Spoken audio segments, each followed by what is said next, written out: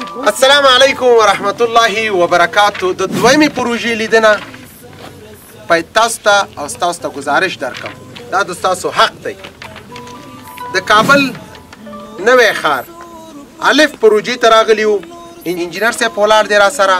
د فی متر قیمت به درته ووایي او د یو جریب څونه راځي. زموږ 10 جریبونه الی 15 جریبه په کار ده. منطقی که ما برای کلینیک پروژه ما مد نظر گرفتیم سایه از این تقریبا 11 جریب است که ما فی متر مربع قیمت ما اینجا $30 است که یک جریبش میشه $60,000. باز نظر به سایه پلانی که برای شفاخانه مد نظر میگیرن ما سایه را میتونیم الی 15 جریب انکشاف بدیم.